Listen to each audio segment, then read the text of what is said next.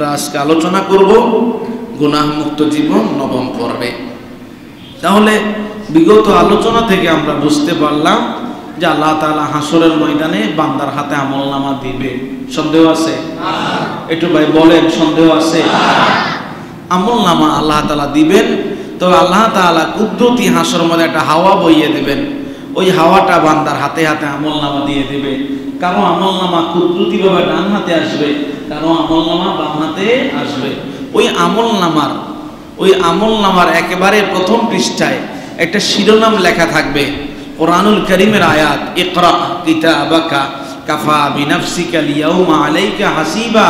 বান্দা আমলনামাটা খুলে একটু পড়ো, আমলনামাটা খুলে একটু পড়ো। তোমার বিচার করার জন্য আজকে তুমি যথেষ্ট, তোমার বিচার করার জন্য আজকে তুমি যথেষ্ট। প্রিয় ভাইয়েরা, আল্লাহ সুবহানাহু ওয়া তাআলা আপনাকে এই ইহজগতিক জীবনের মাঝে পাঠিয়েছেন। নির্দিষ্ট সময় যেই দিন আপনার ঘটে যাবে, ওই দিন আপনার জীবন নামক প্রদীপ নিভে যাবে। আপনি অনন্ত অসীমকালের পথে যাত্রা করবেন। ওই সময়ে আপনি সফলতার জীবন যাপন করতে পারবেন যদি আপনি ইহকালীন জীবনে আল্লাহ তাআলার গোলামি দিয়ে নিজের জীবনটাকে কাটান। নতুবা আখিরাত, কবরের জীবন, কিয়ামতের ময়দান, হাসরের ময়দান আপনার জন্য খুবই আফসোস এবং বেদনার ঘটবে। যার কারণে আল্লাহ তাআলা কোরআনুল কারীমে শুরু থেকে শেষ পর্যন্ত হাসরের ময়দানে, কিয়ামতের দিনে কি কি ঘটবে, বান্দার সাথে কি কি আচরণ আল্লাহ তাআলা করবে, আল্লাহ তাআলা সবগুলা কথা এই কোরআনুল কারীমের মাঝে জানিয়েছেন। একটু খেয়াল করেন, খুব মনোযোগ। আল্লাহ তাআলা অগ্রিম এই পৃথিবীটা আপনাকে জানিয়ে দিলেন, বান্দারে সেই হাসরের ময়দানে তোমার পরিস্থিতি এমন হতে পারে, কঠিন পরিস্থিতির তুমি শিকার হতে পারো। একটু বুদ্ধি খাটান, আল্লাহ কথাটা কেন বললেন? ওই দিন যেন বিপদে পড়তে না হয়। কথা কি বুঝেন না? আল্লাহ কথাটা কেন বলছেন? ওই দিন যেন বিপদে পড়তে না হয়। একটু বলেন সবাই, ওই দিন যেন বিপদে পড়তে না হয়। আপনার আমলনামা ডান হাতে কিংবা বাম হাতে নিশ্চিত আসবে, কোনো সন্দেহ নাই। মুহাম্মদুর রাসূলুল্লাহ সাল্লাল্লাহু আলাইহি সাল্লাম বলেছেন, আমলনামা ডান হাতে কিংবা বাম হাতে আসবে। যার আমলনামা ডান হাতে আসবে, আনন্দের সেই দিন কমতি হবে না। যার আমলনামা বাম হাতে আসবে, সেই দিন বেদনারও শেষ হবে না। কি পরিস্থিতি সেই দিন হবে আল্লাহ তাআলা এই কোরআনুল কারীমের মাঝে জানিয়েছেন। কোরআনুল কারীমে সূরাতুল হাক্কা এর 19 থেকে 32 নং আয়াতে আল্লাহ তাআলা বলছেন, ফাআম্মা মান উতিয়া কিতাবাহু বিয়ামিনি ফায়াকুলু হাউম ইকরাউ কিতাবিয়া ইন্নী যানানতু আন্নী মুলাকিন হিসাবিয়া ফাহুয়া ফি ঈশাতিন রাদিয়া في جنة عالية قطوفها دانية كلوا واشربوا هنيئا بما أسلفتم في الأيام الخالية আল্লাহ তাআলা বলছেন, একটু মনোযোগ দেন। অতঃপর যার আমলনামা ডান হাতে দেওয়া হলো, যার আমলনামা ডান হাতে দেওয়া হলো, ওই মানুষটা তার সাথে থাকা মানুষকে বলবে, ভাই একটু আমার আমলনামাটা খুলে পড়ে দেখো না, আমার আমলনামাটা একটু খুলে পড়ে দেখো, দেখো কত সুন্দর নেক আমল আমার আমলনামায় লেখা আছে। আমি জানতাম যখন আমি দুনিয়ার মাঝে ছিলাম, আল্লাহ আমাকে সতর্ক করেছেন, আমি বিশ্বাস করেছিলাম একদিন আমাকে আমলনামা নিয়ে হিসাবের সম্মুখীন করা হবে। একটু পড়ে দেখো না কত সুন্দর আমার আমলনামা। কার কথা? আল্লাহ তাআলা বলছেন, বান্দা যখন তার পাশের মানুষটাকে আনন্দ চিত্তে কথা বলবে, ওই বান্দা সেই দিন অনেক আনন্দময় জীবন যাপন করবে। জান্নাতের সুউচ্চ মাকানে তার জন্য আবাসন নির্ধারণ করা হবে। তার নাগালের সামনে জান্নাতের ফল ফলাদি থাকবে। তাকে বলা হবে, বান্দারে আজকে খাও, পান করো, মজা করো। বিগত দিনগুলোকে আমার বিধান পালনে তুমি অনেক কষ্ট করেছিলে। এই ভাই কথাগুলোতে সন্দেহ আছে কারো? সূরাতুল হাক্কা বাসায় গিয়ে খুলে দেখে, পক্ষান্তরে যারা আমলনামা বাম হাতে দেওয়া হবে, আল্লাহ তাআলা বলছেন ওয়া আম্মা মান উতিয়া কিতাবাহু বিশিমালিহি ফায়াকুলু ইয়া লাইতানি লাম أوت كتابيا ولم أدر ما حسابيا يا ليتها كانت القاضية ما أغنى عني ماليا هلك عني سلطانيا خذوه فغلوه ثم الجحيم صلوا ثم في سلسلة ذرعها 70 ذراعا فاسلكوا আল্লাহ তাআলা বলছেন যাদের আমলনামা বাম হাতে দেওয়া হবে, আমলনামাটা পাওয়া মাত্রই সে আফসোস করে ডাক দিবে, হায় যদি আমার আমলনামা আমার হাতেই দেওয়া না হতো, আমি যদি আমার হিসাবের ব্যাপারে নাই জানতাম, হায় আফসোস দুনিয়ার মৃত্যুটা যদি আমার জীবনের শেষ হতো, আজকে আমার ধন সম্পদ টাকা করি আমার কোনো কাজে আসলো না, সমাজে আমার প্রভাব প্রতিপত্তি ক্ষমতা ছিল, কোনো ক্ষমতা এখানে আমার উপকার দিল না।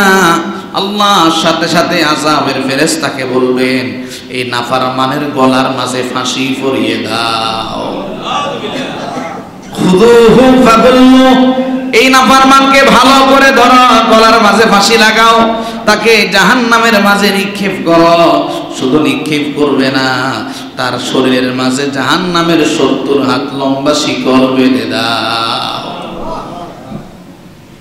কুরআনুল কারীমে সূরাতুল ইনশিকাকের মাঝে আল্লাহ তাআলা বলেন ফাআম্মা মান উতিয়া কিতাবাহু বিয়ামিনিহি ফাসাউফা ইউহাসাবু হিসাবান يسيرا وينقلب إلى أهله مسرورا وأما من أوتي كتابه وراء ظهره فسوف يدعو ثبورا আল্লাহ তাআলা বলছেন যার আমলনামা ডান হাতে দেওয়া হবে তার হিসাবকে অতীব সহজ করা হবে, তার হিসাবকে কি করা হবে?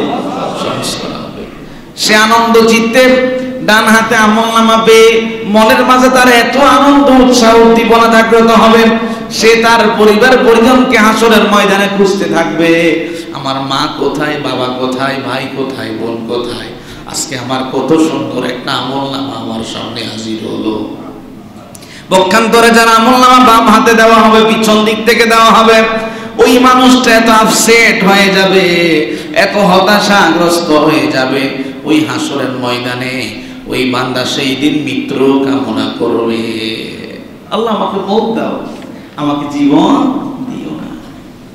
কুরআনুল কারীমে সূরাতুল কাহফের 48 থেকে 49 নং আয়াতে আল্লাহ তাআলা অন্যত্র বলছেন ওয়া উরিদু আলা রাব্বিকা সাফফা لقد جئتمونا كما خلقناكم أول مرة بل زعمتم أن لن نجعل لكم موعدا ووضع الكتاب فترى المجرمين مشفقين مما فيه ويقولون يا ويلتنا ما لهذا الكتاب لا يغادر صغيرة ولا كبيرة إلا أحصاها একটু মনোযোগ।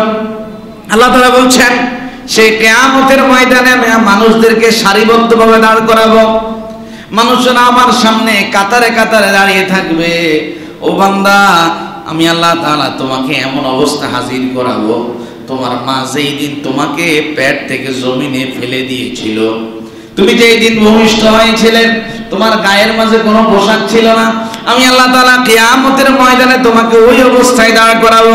বান্দারে, তুমি মনে মনে ভাবতে তুমি কোনোদিন আমার সামনে আসবে না, হ্যাঁ আজকে তোমাকে আমার সামনে হাজির হওয়াই লাগবে। সেই দিন বান্দা যখন তার আমলনামা দেখতে পাবে সে আতঙ্কিত হয়ে যাবে। এমন কি কিতাব আল্লাহ আমাকে দিলে যেখানে আমার জীবনের ছোট বড় কোনো কাজ বাদ দেওয়া হয় নাই, সমগ্র কিছু যেন গুনে গুনে লিখে দেওয়া হয়েছে। তাহলে আপনার আমলনামা ডান হাতে কিংবা বাম হাতে আসবেই। আমলনামা যখন যাদের বাম হাতে আসবে, ওই মানুষগুলা প্রথম দিকে নিজে ভালো মানুষ এটা প্রমাণ করার জন্য যুক্তি উপস্থাপন করবে, সে অপরাধ করেনি এমনটা বোঝাতে চাইবে। আল্লাহ তাআলা তার মুখের মাঝে সিল মেরে দেবেন। কি মেরে দেবেন? দোকানে যখন অবৈধ সম্পদ থাকে, মেয়াদ উত্তীর্ণ মাল থাকে, ফার্মেসিতে যখন মেয়াদ উত্তীর্ণ মেডিসিন থাকে, ম্যাজিস্ট্রেট গিয়ে দোকানকে সিল গালা করে, যে দোকানে সিল মারা হয় শাটার বন্ধ করে দিয়ে তালা মেরে দেওয়া হয়।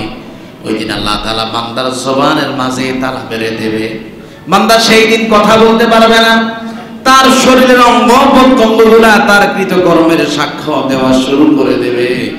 আল্লাহ তাআলা কোরআনুল কারীমের সূরাতুল ইয়াসিনের 65 নং আয়াতে বলছেন, আল-ইয়াওমা নাখতিমু আলা আফওয়াহিহিম ওয়া তুকাল্লিমুনা আইদিহিম ওয়া তাশহাদু আরজুলুহুম বিমা কানু ইয়াকসিবুন।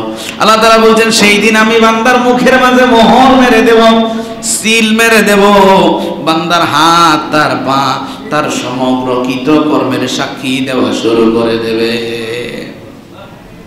কোরআনুল কারীমে সূরাতুন নূরের 24 নং আয়াতে আল্লাহ অন্যত্র বলছেন, ইয়াউমা তাশহাদু আলাইহিম আলসিনাতুহুম ওয়া আইদিহিম ওয়া আরজুলুহুম বিমা কানু ইয়ামালুন। আল্লাহ তাআলা বলছেন সেই দিন বান্দার জিহ্বা, যে জিহ্বা দিয়ে বান্দা দুনিয়ায় কথা বলতো, বান্দার জিহ্বা সেই দিন তার কৃতকর্মের সাক্ষ্য দেবে। তার হাত, তার পা, তার কৃতকর্মের সাক্ষ্য দেওয়া শুরু করবে। যখন তার হাত, পা, তার জিহ্বা তার কৃতকর্মের সাক্ষ্য দেবে, আর প্রমাণ দেওয়ার কোনো সুযোগ আছে? হ্যাঁ, এবার বান্দা অসহায়, হায়রে যুক্তি দিয়েও কোনো কাজ হবে না। ও ভাই, এবার আপনার হিসাব নেওয়া, এবার আপনার কাছ থেকে আপনার হিসাব নেওয়া শুরু। আমলনামা হাতে দেওয়া হয়ে গেছে, কিন্তু মনোযোগ আছে আপনাদের? আপনি কোন জায়গাতে আছেন? হাসরের ময়দানে। কোন জায়গায়? হাসরের ময়দানে আছেন। আপনার হাতে আমলনামা দেওয়া হয়ে গেছে। আপনি যুক্তি দিয়েছেন আল্লাহ আমি ভালো মানুষ, কিন্তু আপনার অঙ্গ প্রত্যঙ্গ সাক্ষী দেওয়া যখন শুরু করছে, আজ ভালো মানুষ বলার সুযোগ আছে? নাই। এবার আপনার হিসাব শুরু। কোন জিনিসের হিসাব হাসরের ময়দানে প্রথম করা হবে? দুইটা জিনিস। কয়টা জিনিসের হিসাব?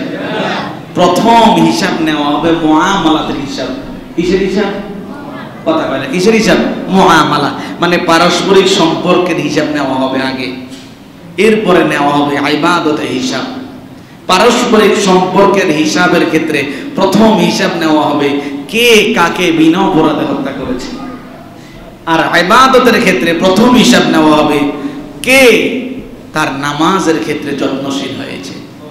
তাহলে ইবাদতের ক্ষেত্রে প্রথম কিসের হিসাব নেওয়া হবে? নামাজের। ইবাদতের ক্ষেত্রে প্রথম কিসের হিসাব? আর ব্যক্তির সম্পর্কের ক্ষেত্রে প্রথম হিসাব হবে কে কাকে বিনা অপরাধে হত্যা করেছে। প্রিয় ভাইয়েরা, সামাজিক জীবনে বসবাসকারী হিসাবে আপনাকে সমাজের সব মানুষের সাথে মিলেমিশে থাকতে হয়। সবার সাথে যে ভালো সম্পর্ক থাকে বিষয়টাও এমন নয়। চলাফেরা করতে গেলে কথা কাটাকাটি হতে পারে, বাদানুবাদ হতে পারে, ঝগড়া বিবাদ হতে পারে। এর মানেই নয় একজন মানুষকে বিনা কারণে নির্বিচারে আপনি হত্যা করবেন। এই জন্য আল্লাহ তাআলা কিয়ামতের ময়দানে সর্বপ্রথম হত্যার হিসাব গ্রহণ করবেন। হাদিস শরীফে উল্লেখ করা হয়েছে, আব্দুল্লাহ ইবনে মাসউদ রাদিয়াল্লাহু আনহু হাদিস বর্ণনা করেন, বুখারী এবং মুসলিম উভয় কিতাবে হাদিস এসেছে, রাসূল করিম সাল্লাল্লাহু আলাইহি ওয়াসাল্লাম বলেন, আউয়ালু মা ইউকদা বাইনান নাস ইয়াউমাল কিয়ামা ফিদ-দিমা, কিয়ামতের ময়দানে সর্বপ্রথম কে কার রক্তপাত করেছে আমি আল্লাহ সেই হিসাব গ্রহণ করব। আপনি জীবনে অনেক গুনাহ করেছেন, আপনার আমলনামায় কোনো নামাজ নাই, আপনার আমলনামায় কোনো সাদাকা নাই, আপনি জীবনে কোনোদিন রোজাও রাখেন নাই, আপনি শুধুমাত্র আল্লাহর প্রতি ঈমান এনেছেন, আল্লাহ চাইলে আপনার জীবনের সব গুনাহ মাফ করে দিতে পারে। কিন্তু কোনো মানুষকে যদি আপনি নির্বিচারে বিনা কারণে হত্যা করে, কোনোদিন আল্লাহ আপনাকে মাফ করবে না। হাদিস শরীফে উল্লেখ করা হয়েছে, হযরত মুআবিয়া রাদিয়াল্লাহু আনহু হাদিস বর্ণনা করেন, নাসাঈ শরীফের হাদিস। তিনি বলেন, আমি রাসূল করিম সাল্লাল্লাহু আলাইহি ওয়াসাল্লামকে বলতে শুনেছি, নবীজি বলেছেন, কুল্লু যানবিন আসাল্লাহ আন ইয়াগফিরা, আল্লাহ চাইলে বান্দার যতগুলা গুনাহ হয়েছে সব মাফ করতে পারে, ইল্লার রাজুল ইয়াকতুলু মুমিনান মুতাআম্মিদা, তবে ওই মুমিনকে ক্ষমা করা হয় না যে মুমিন আল্লাহর প্রতি বিশ্বাসী হওয়ার পরেও আরেকজন মানুষকে হত্যা করেছে, কোনদিন ক্ষমা করা হবে না। আরেক শ্রেণীর মানুষ, আর রাবির রাজুল ইয়ামুতু কাফিরা, কিংবা কোন মানুষ কাফের হয়ে মারা গিয়েছে, আল্লাহ তাকে কোনোদিন ক্ষমা করবে না। এখন বলতে পারেন, হুজুর আমি তো হত্যা করলাম না, কিন্তু হত্যার অর্ডার দিয়েছি। আপনি যদি একটা শব্দ দিয়ে তাকে ধর, আপনি নেত্রী পর্যায়ের মানুষ, আপনি বড় নেতা, আপনার অসংখ্য কর্মী আছে, থাকতেই পারে, আপনি তাদেরকে নির্দেশ দিলেন অমুক জায়গায় ওকে অ্যাটাক কর, আপনার এই শব্দটা আপনি আক্রমণ নিচে করেন নাই, কিন্তু একটা শব্দ চয়ন করেছেন আক্রমণ করার জন্যে। নবীজি বললেন, হাসরের ময়দানে আপনার কপালের মাঝে একটা লেখা থাকবে, আল্লাহর রহমত থেকে মাহরুম বান্দা। আল্লাহর রহমত থেকে কি মাহরুম, কপালে লেখা থাকবে। কি লেখা থাকবে রে? কপালে লেখা থাকবে, আমার রহমত থেকে নিরাশ, আমার তো রহমত থেকে কি নিরাশ। হাদিস শরীফে উল্লেখ করা হয়েছে, হযরত আবু হুরায়রা রাদিয়াল্লাহু আনহু হাদিস বর্ণনা করেন, সুনান ইবনে মাজার হাদিস, নবীজি বলেন, মান আ'আনা আলা কতলি মুমিনিন বিশাতরি কালিমা, কোন মানুষ কোন মুমিনকে হত্যা করার ব্যাপারে একটা শব্দ দিয়ে যদি সহযোগিতা করে, লাকিয়াল্লাহু আযজা ওয়া জাল্লা মাকতুবুন বাইনা আইনাই আয়ুসুম মিন রাহমাতিল্লাহ, সে যখন কিয়ামতের ময়দানে আল্লাহর সামনে দাঁড়াবে, তার কপালের উপরে অটোমেটিক লেখা থাকবে, আল্লাহর রহমত থেকে মাহরুম। কপালে লেখা থাকবে রহমত থেকে মাহরুম, তাকে কোনোদিন আর রহমত করা হবে। তাহলে ভাই, সংসারে, পরিবারে, সমাজে, দলীয়ভাবে হাজারো বিবাদ থাকতে পারে, মতের হাজারো অমিল হতে পারে, কিন্তু আপনি যদি আপনার একটা শব্দ দিয়ে কাউকে হত্যার সহযোগী হন, আপনার অবস্থান কোথায়? জাহান্নাম। অবস্থান কোথায়? জাহান্নাম। একটু বুঝি তারপরে কবরে যাইয়েন, বুঝি তারপরে কোথায় যাইয়েন? কবরে যাইয়েন। রক্ত গরম আজীবন থাকবে, বার্ধক্যের শিকড়ে আপনাকে আসতে হবে, আজরাইলের জান কবজের মাঝে আপনাকে পড়তে হবে। এই জন্য কোনোভাবে আমাকে দিয়ে আমার কোনো ভাই যেন কষ্ট না পায়। আরে ভাই, আপনার কথায়, আপনার আচরণে, আপনার লেনদেনে আপনার কোনো ভাই মনে কষ্ট পেয়েছে, তাকে গিয়ে বলেন, ভাই আমি আপনার কাছে ক্ষমা চাই, আপনি যতক্ষণ না আমার প্রতি খুশি না হবেন আমি আপনার কাছ থেকে বিদায় নেব না। ব্যক্তির হক আল্লাহ কোনোদিন মাফ করবে না, ব্যক্তির হক কোনোদিন কি করবে না? মাফ করবে না। আল্লাহর হক আপনি নষ্ট করছেন, নামাজ রোজা পড়েন নাই, ইবাদত বন্দি করেন নাই, জিনা ব্যভিচার করেছেন, পরনারীর দিকে তাকিয়েছেন, আল্লাহ মাফ করতে পারে। আরেকজন ভাইয়ের হক আপনি নষ্ট করছেন, এটা কোনোদিন আল্লাহর এখতিয়ারে না, যতদিন না ওই ভাইটা আপনাকে ক্ষমা না করবে। এই জন্য ভাই, কাউকে কষ্ট দেওয়া যাবে, বিশেষ করে হত্যা কিয়ামতের ময়দানে প্রথম হিসাব নেওয়া হবে। 2 নাম্বার, ইবাদতের ক্ষেত্রে কিয়ামতের ময়দানে সর্বপ্রথম নামাজের হিসাব নেওয়া হবে। হাদিস শরীফে উল্লেখ করা হয়েছে, আবু হুরায়রা রাদিয়াল্লাহু আনহু হাদিস বর্ণনা করেন, নাসাঈ শরীফের হাদিস, রাসূল করিম সাল্লাল্লাহু আলাইহি সাল্লাম বলেন, ইন্না আউওয়ালা মা ইউহাসাবু বিহিল আবদু বিসালাতি, কিয়ামতের ময়দানে বান্দার সর্বপ্রথম নামাজের হিসাব নেওয়া হবে। নামাজ খুব দামি ইবাদত, আজকে নামাজ মুসলমান পড়ে না। গতকালকে একটা গ্যারেজে গেলাম, জিজ্ঞাসা করলাম, ভাই শুক্রবার কি দোকান খোলা থাকে? হুজুর সপ্তাহে কোনোদিন মসজিদে যাই না, শুক্রবার না গেলে কি হয়, আমরা মুসলমান না। ও ভাই, তাহলে শুক্রবার দিন আপনার নামাজের গুরুত্বটা বুঝলেন। প্রতিদিন 5 ওয়াক্ত নামাজ আদায়ের জন্য মসজিদ থেকে আপনাকে ডাকা হয়, ওই দিন মনে হয় আপনি মুসলমান থাকেন না। কি বলেন? হাদিস শরীফে উল্লেখ করা হয়েছে, নবীজি বলেন সর্বপ্রথম কিয়ামতে ইবাদতের ক্ষেত্রে নামাজের হিসাব নেওয়া হবে। নবীজি বললেন ফাইন সালুহাত ওয়া ক্বাদ আফলাহা ওয়া আনজাহা, কোন মানুষ যদি নামাজের ব্যাপারে সঠিক উত্তর দিতে পারে, নামাজ যদি ঠিকঠাক থাকে, ওই মানুষটা সফল হয়ে যায়। কিয়ামতের ময়দানে হাসরের দিনে সমগ্র বিপদ থেকে সে মুক্ত হয়ে যায়। ওয়া ইন ফাসাদাত, যদি নামাজ ঠিক না থাকে, নামাজের মধ্যে যদি ঘাটতি থাকে, ফাকাদ খাবা ওয়া খাসিরা, ওই মানুষটা ক্ষতিগ্রস্ত হয়ে যায়। হাসরের ময়দানে সমগ্র জায়গায় ওই মানুষটা ধ্বংসের সম্মুখীন হয়ে যায়। তাহলে আপনার হাসরের ময়দানে বিচার শুরু হয়ে গেছে, কিন্তু বিচার কি হয়েছে? শুরু হয়ে গেছে। সর্বপ্রথম কোন কোন জিনিসের বিচার হবে এটা বললাম। তাহলে মুআমালাতের ক্ষেত্রে ব্যক্তি ব্যক্তিকে বিনা কারণে যদি হত্যা করে, এটার বিচার প্রথমে করা হবে। ইবাদতের ক্ষেত্রে নামাজের হিসাব প্রথমে নেওয়া হবে। এখন আসেন তাহলে খেয়াল করেন, একটু মনোযোগ আছে আপনাদের?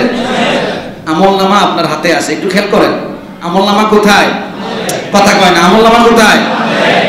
সবাই বলেন আমলনামা কোথায়? মনে করেন না আপনি হাসরের ময়দানে আছেন, একটু নিজের সাথে মিলাই।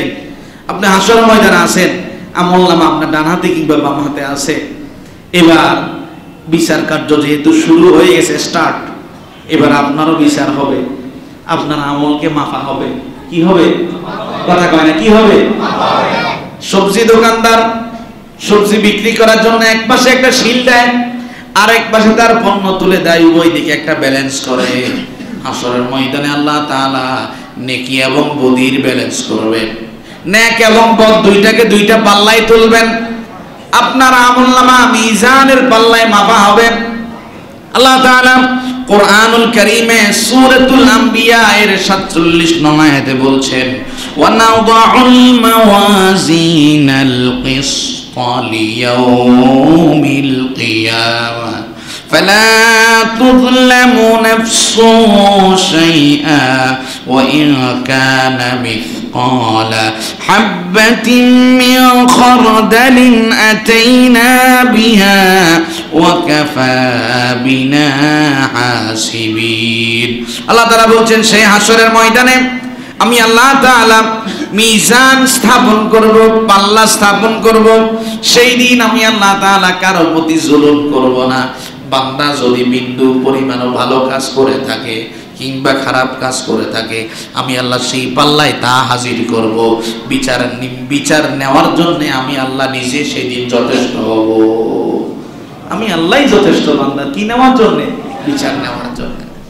কুরআনুল কারীমে সূরাতুল আ'রাফের 8 থেকে 9 নং আয়াতে আল্লাহ তাআলা অন্যত্র বলছেন, ওয়াল ওয়াজনু ইয়াওমা ইদিনিল হক ফামান সাকুলাত মাওয়াজিনুহু ফাউলাইকা হুমুল মুফলিহুন ওয়া মান খাফফাত মাওয়াজিনুহু ফাউলাইকা আল্লাযীনা খাসিরু আনফুসাহুম বিমা কানু বিআয়াতিনা ইয়াজলিমুন।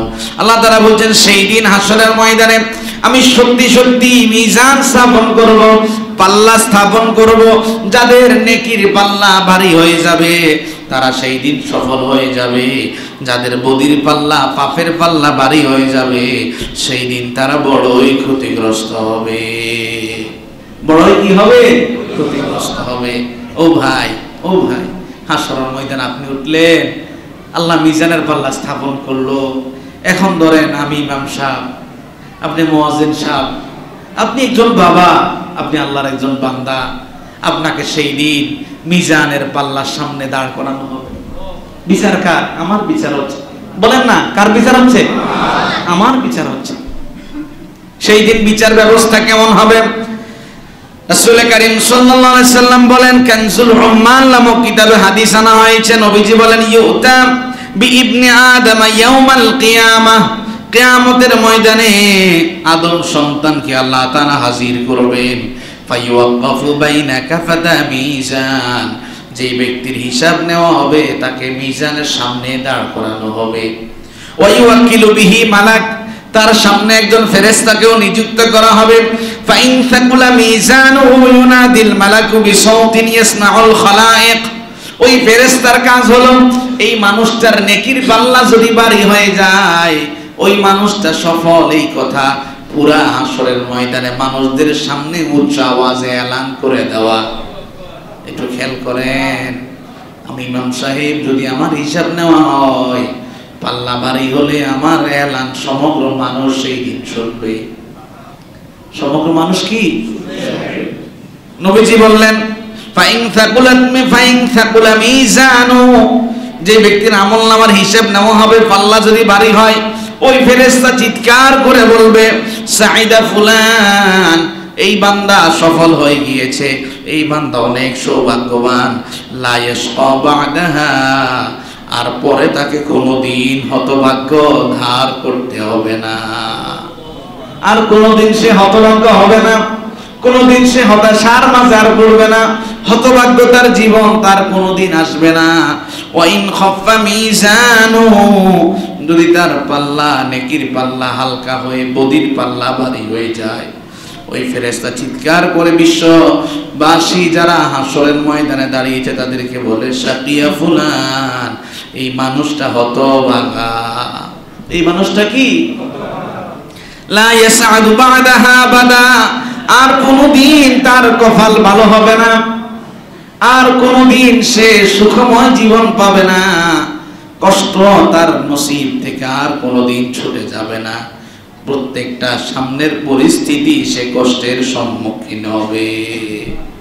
তাহলে আপনার আমলনামা মাপা হবে, আপনি দাঁড়াবেন, আপনার আমলনামা ভালো না খারাপ শুধু আপনি জানবেন না, হাসরের ময়দানে সব হাসরবাসী জানবে। কি পরিস্থিতি হবে কল্পনা করেছেন? এখন আসেন, এই আমলনামা দাড়িপাল্লার মাঝে মাপবে কিভাবে? আমরা যে কথা বলি, কথাটা কি কোনো পাত্রের মাঝে আবদ্ধ করে নেওয়া যায়? কথা বললে এটা কি মিশে যায় না? এই যে জমিনে আপনি সেজদা দেন, এটা কি কোনো প্রমাণ আপনি রাখেন? রাখেন না। তাহলে মানুষের ইবাদতগুলোকে কিভাবে মাপা হবে?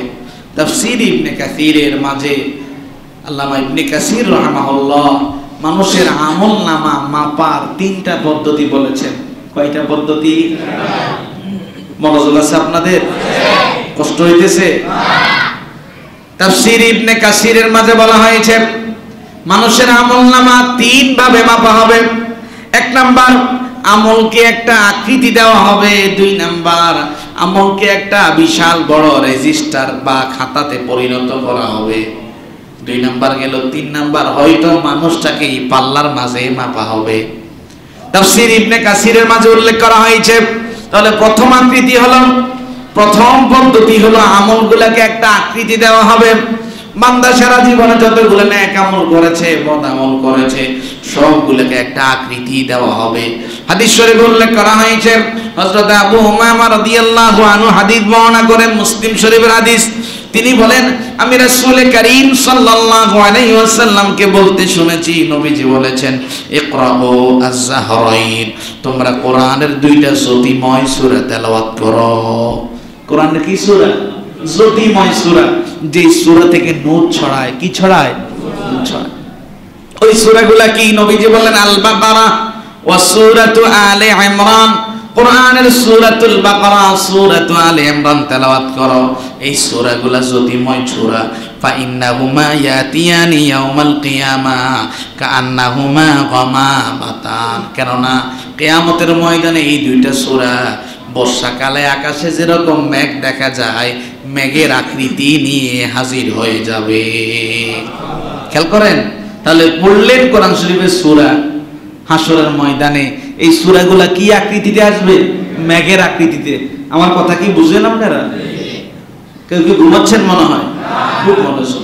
তাহলে পড়ছেন দুনিয়াতে কোরআন শরীফ, এই পড়ার কোনো কিছু রেকর্ড আপনার কাছে নাই, কিন্তু সেই হাসরের ময়দানে আল্লাহর নবী বলছেন এই 2টা সূরা কিসের আকৃতিতে আসবে?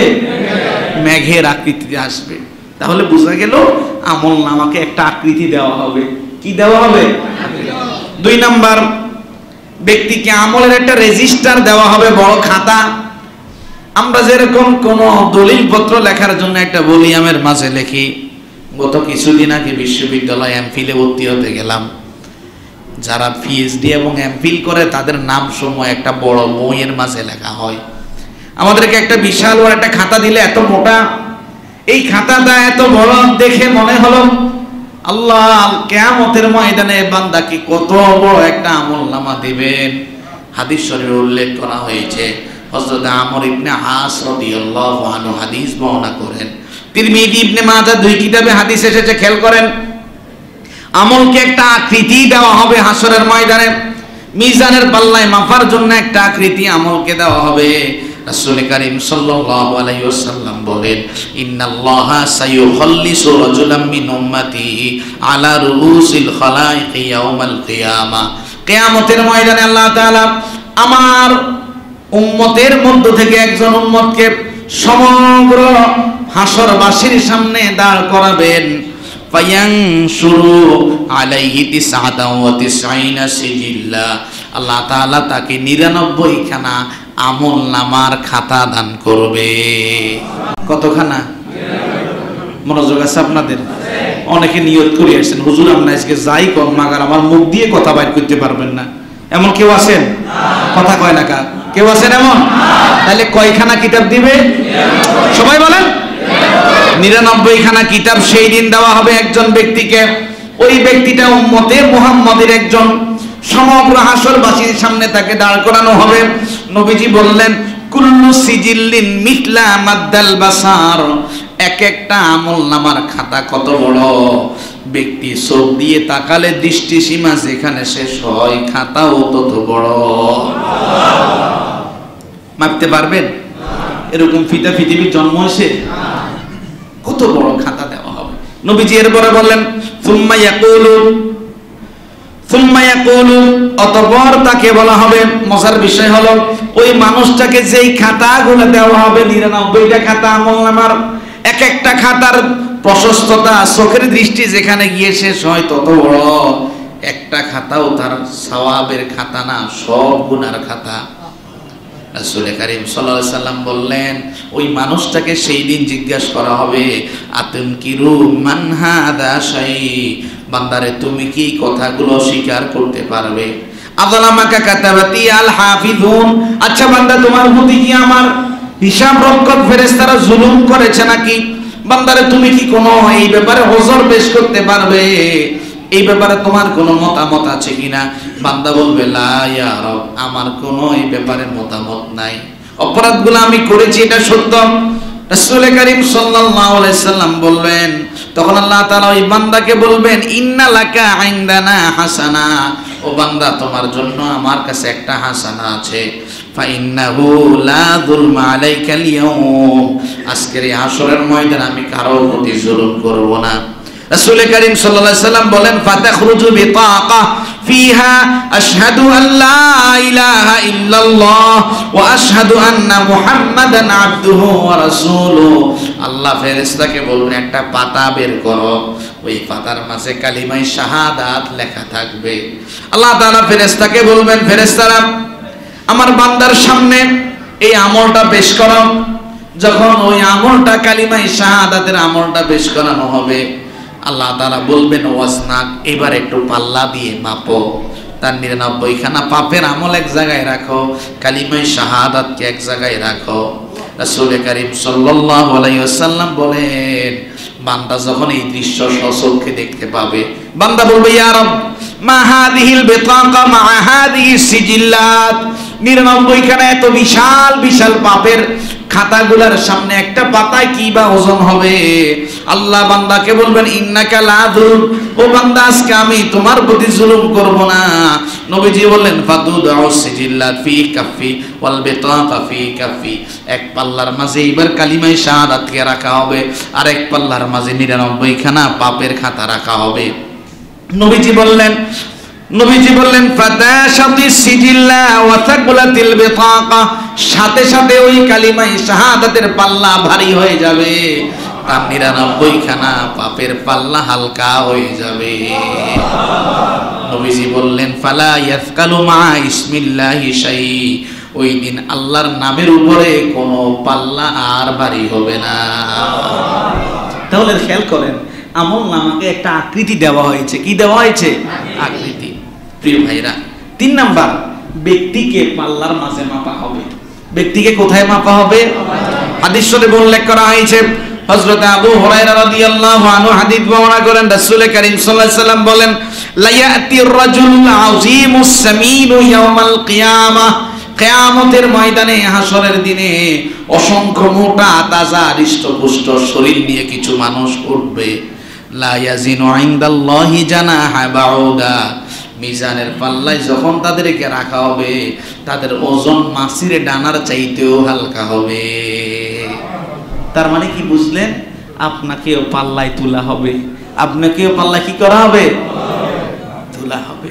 আল্লাহ তাআলা কোরআনুল কারীমে এই প্রসঙ্গে সূরাতুল কাহফের 105 নং আয়াতে বলছেন, উলাইকাল্লাযীনা কাফারু বিআয়াতি রাব্বিহিম ওয়া লিকাইহি ফাহাবিতাত আ'মালুহুম ফালা নুকিমু লাহুম ইয়াওমাল কিয়ামাতি ওয়াজনা। আল্লাহ তাআলা বলছেন, যে সমগ্র মানুষেরা আমার আয়াতকে অস্বীকার করলো, আমাকে অবিশ্বাস করলো, আমার সাক্ষাৎকে অস্বীকার করলো, ওই সমগ্র মানুষদের সব ভালো ভালো কাজকে আমি আল্লাহ নিষ্ফল করে দেব। কিয়ামতের ময়দানে, হাসরের দিনে যখন মিজানের সামনে তারা দাঁড়াবে, ওই দিন তাদের অবস্থান এমন হবে, তাদের মাঝে ওজন করার মতো কোনো আমলও পাওয়া যাবে না। তাহলে ব্যক্তিকেও মিজানের পাল্লা কি করা হবে? অন্য হাদিসে উল্লেখ করা হয়েছে, রাসূল কারীম সাল্লাল্লাহু আলাইহি সাল্লামের একজন সাহাবীর পা গুলা ছিল চিকন, কিন্তু সাহাবী খুব ইবাদত গুজার ছিল। নবীজি অন্যান্য সাহাবীদেরকে লক্ষ্য করে বললেন, আমার সাহাবীরা, এই সাহাবীর পায়ের গোছাগুলা খুব চিকন চিকন, তোমরা দেখো, কিন্তু হাসরের ময়দানে মিজানের পাল্লায় তার এক একটা পায়ের গোছাগুলা উহুদ পাহাড়ের চাইতেও ভারী হবে। তাহলে ভাইজান কি বুঝলেন? যে আপনার আমলনামা মিজানে মাপা হবে, তবে মাপাটা 3 ভাবে হবে। হয়তো আপনার আমলকে একটা আকৃতি দেওয়া হবে, নতুবা আপনার আমলগুলাকে একটা খাতা, বিশাল বিশাল খাতা আকারে প্রকাশ করা হবে, নতুবা আপনাকেই সেই দিন আমলনামার পাল্লায় তোলা হবে। প্রিয় ভাইয়েরা, আল্লাহ তাআলা মানুষের হিসাব নিবেন। ও ভাই, হিসাব নিলে বাঁচা যাবে না, বাঁচা যাবে না। হাদিস শরীফে উল্লেখ করা হয়েছে, মা আয়েশা সিদ্দিকা রাদিয়াল্লাহু আনহা হাদিস বর্ণনা করেন, রাসূল কারীম সাল্লাল্লাহু আলাইহি ওয়াসাল্লাম বলেন, আয়েশা, আল্লাহ যার হিসাব নিবে সে ধ্বংস হয়ে যাবে। আল্লাহ যার হিসাব নিবে সে ধ্বংস হয়ে যাবে। মা আয়েশা সিদ্দিকা রাদিয়াল্লাহু আনহা সাথে সাথে নবীজিকে প্রশ্ন করলেন, ইয়া রাসূলুল্লাহ, আপনি না কোরআনুল কারীম তেলাওয়াত করে শোনালেন, ফাসাউফা ইউহাসাবু হিসাবান ইয়াসীরা, আল্লাহ বান্দার হিসাবকে সহজ করে দেবেন। ওগো নবীজি, তাহলে হিসাব নেওয়া হলে ধ্বংস হয়ে যাবে, বিষয়টা কেমন? নবীজি বললেন, আয়েশা রে, হিসাব নেওয়ার মানে হলো আমলনামা থেকে খুঁটিনাটি দেখে দেখে জিজ্ঞাসা করা। আর হিসাব সহজ করার অর্থ হলো আমলনামাটা দেওয়া হলো, কোনো কিছু খুলে দেওয়া হলো না, সাথে সাথে পার করিয়ে দিল। ও আয়েশা, এই দোয়া বেশি বেশি করো, আল্লাহুম্মা হাসিবনি হিসাবান ইয়াসীরা। আল্লাহ আমাদের সকলের আমলনামাকে, হিসাবকে আপনি সহজ করে দিন। সকলে বলি আমিন। সেই দিন আল্লাহ তাআলা দয়া দেখাবেন। কি দেখাবেন? দয়া দেখাবেন।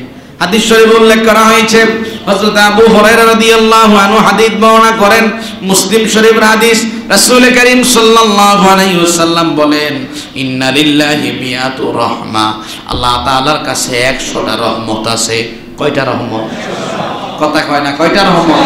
আল্লাহ তাআলার কাছে 100টা রহমত আছে। আনজালা মিনহা রাহমাতান ওয়াহিদা বাইনাল জিন্নি ওয়াল ইনসি ওয়াল বাহাইম ওয়াল হাওয়াম, ওই 100টা রহমত থেকে একখানা রহমত আল্লাহ তাআলা মানুষের মাঝে, জিন জাতির মাঝে, পশু পাখি এবং কীট পতঙ্গের মাঝে দান করেছেন। নবীজি বললেন ফাবিহা ইয়াতাআযাফুনা ওয়া বিহা ইয়াতারাহামুনা ওয়া বিহা তাআতিফুল ওয়াহশু আলা ওয়ালাদিহা। নবীজি বলেন এক ভাগ রহমতের কারণে, দয়ার কারণে একটা প্রাণী আর একটা প্রাণীর প্রতি দয়া এবং মায়া করে। বিশেষ করে হিংস্র প্রাণী যেগুলা পশু গোশত খেয়ে নিজের জীবন যাপন করে, তারাও যখন তাদের ছোট্ট বাচ্চাকে কাছে পায় তাকে আক্রমণ করে না, শুধু এক ভাগ দয়ার কারণে। নবীজি বললেন আখারাল্লাহু 99 রাহমা ইয়ারহামু বিহা ইবাদুহু ইয়াউমাল কিয়ামাহ। বাকি 99 খানা দয়া আল্লাহ কিয়ামতের ময়দানের জন্য রেখে দিলেন। 99 খানা দয়া দিয়ে আল্লাহ সেই দিন বান্দার প্রতি মায়া করবে। আল্লাহ কেমন মায়া করবে বান্দার প্রতি? হযরত আবু যার গিফারি রাদিয়াল্লাহু আনহু হাদিস বর্ণনা করেন, মুসলিম শরীফের হাদিস। রাসূল করিম সাল্লাল্লাহু আলাইহি ওয়াসাল্লাম বলেন, ইন্নী লাআলামু আখির আহলিল জান্নাহ দুখুলাল জান্নাহ ওয়া আখির আহলিন নার খুরুজাম মিনহা। নবীজি বললেন হাসরের ময়দানে একজন ব্যক্তির ব্যাপারে ফয়সালা হয়ে যাবে জাহান্নামী। ওই জাহান্নামী যাদের ব্যাপারে জাহান্নামের ফয়সালা হয়ে যাবে, ওই জাহান্নামীদের ভিতর থেকে আল্লাহ একজন মানুষকে সর্বশেষ বের করবেন। বিচার হয়ে গেছে, এখনো জাহান্নামে নিক্ষেপ করা হয় নাই, ওদের ভিতর থেকে সর্বশেষ আল্লাহ একজনকে বের করবেন, ওই মানুষটাকে সর্বশেষ জান্নাতে ঢুকাবেন। আল্লাহ নবী বলেন ওই মানুষটা সম্পর্কে আমি জানি, ওই মানুষটা সম্পর্কে আমি খেয়াল করেন, তার বিচার মীমাংসা সব শেষ, এই লোকটা জাহান্নামে নিশ্চিত, কিন্তু আল্লাহ দয়া করবেন, ওই বান্দাকে বের করে আল্লাহ সর্বশেষ জান্নাতে ঢুকাবেন। খেয়াল করেন, জান্নাতে যাওয়ার মানুষের সংখ্যা কিন্তু কি শেষ, সেই মানুষটা এত ভাগ্যবান আল্লাহ তার প্রতি দয়া করবেন, সে সর্বশেষ জান্নাতে ঢুকবে। নবীজি বললেন আমি জানি সেই মানুষটা কেমন। রাসূল করিম সাল্লাল্লাহু আলাইহি সাল্লাম বলেন ইউতা বিহি ইয়াউমাল কিয়ামা, হাসরের ময়দানে সেই দিন তাকে আনা হবে। ওই মানুষটা জাহান্নামী, ওই মানুষটার জাহান্নাম নির্ধারিত হয়ে গিয়েছে, কিন্তু আল্লাহ এত মায়া এবং দয়া তার প্রতি দেখাবেন, তাকে সর্বশেষ সবার শেষে জান্নাতে ঢুকতে দেবেন। তাকে যখন হাসরের ময়দানে আনা হবে, তাকে বলা হবে ফায়ুকালু, আল্লাহ তাআলা বলবেন ইরিদু আলাইহি সিগারা যুনুবি ওয়ারফাউ আনহু কিবারাহা। ও আমার ফেরেশতারা, আমার এই বান্দার জীবনে যত যত বড় বড় গুনাহ হয়েছে সবগুলা গুনাহকে তোমরা উঠিয়ে দাও, তার আমলনামা থেকে সবগুলা বড় বড় গুনাহকে তোমরা উঠিয়ে দাও, তার আমলনামায় যতগুলা ছোট গুনাহ আছে সবগুলা তোমরা রেখে দাও, এবং ওই অবস্থায় তার সামনে আমলনামাটা পেশ করো। কথা কি বুঝেন? আমার আমলনামা কিন্তু হাতে আছে, আমাদের নসিবেতে জাহান্নাম জুটে গেছে, এটা আল্লাহ জানে কি জানে না? জানে।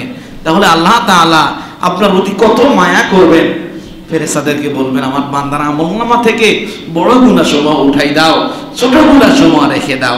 নবীজি বললেন বান্দাকে যখন বড় গুনাহসমূহ আমল থেকে উঠিয়ে দিয়ে ছোট গুনাহ রেখে দিয়ে ওই আমলটা নামাটা দেওয়া হবে, বান্দার সামনে আমলনামাটা দিয়ে বান্দাকে জিজ্ঞাসা করা হবে আলিমাত ইয়াউমা কাযা ওয়া কাযা, বান্দারে অমুক অমুক দিন কি তুমি এই কাজগুলো করো নাই, অমুক অমুক দিন কি তোমার দিয়ে এই কাজগুলো সংগঠিত হয় নাই? বান্দা বলবে নাম, হ্যাঁ ওগো রব এই কাজগুলো আমাকে দিয়েই হয়েছে। লা ইস্তাতিউ আন ইউনকিরা, এই কাজগুলো অস্বীকার করার আমার কোনো সুযোগ নাই। নবীজি বললেন ওয়া হুয়া মুশফিকুম মিন কিবারি যুনুবি, বান্দা যখন আমলনামার মাঝে ছোট গুনাহ দেখবে, কি রে জীবনে তো আরো বড় গুনাহ করছি, বান্দার দিলের মাঝে ভয় সন্ত্রস্ততা কাজ করবে, না জানি আমার বড় গুনাহ সমূহ পেশ করা হয়। রাসূল করিম সাল্লাল্লাহু আলাইহি সাল্লাম বলেন আল্লাহ ওই বান্দার প্রতি তখন দয়া এবং মায়া জাগ্রত হবে। আল্লাহ ফেরেশতাদেরকে বলবেন ফা ইন্নালাকা মাকানা কুল্লি সাইয়্যাতিন হাসানা, ও আমার ফেরেশতারা আমার বান্দার আমলনামায় যতগুলা গুনাহ আছে সবগুলাকে নেকি বানায়া দে। এটাই আল্লাহর দয়া, এটাই আল্লাহর। আচ্ছা আল্লাহ যদি দয়া দিয়ে সব মানুষকে এভাবে জান্নাতে ঢুকাই দেয়, কারো প্রশ্ন করার সুযোগ আছে? আচ্ছা আল্লাহ যদি প্রত্যেকটা মানুষকে হিসাবের কাঠগড়ায় দাঁড় করায়, কারো কথা বলার সুযোগ আছে? তাহলে ভাই আল্লাহর দয়ার ভিখারি হওয়া, আল্লাহর দয়ার কি হওয়া? ভিখারি হওয়া। আল্লাহ আমাদেরকে আপনার দয়া দিয়ে ধন্য করুন, সকলে বলি আমিন। আমরা আমাদের আলোচনা ধারাবাহিক রাখবো ইনশাআল্লাহ।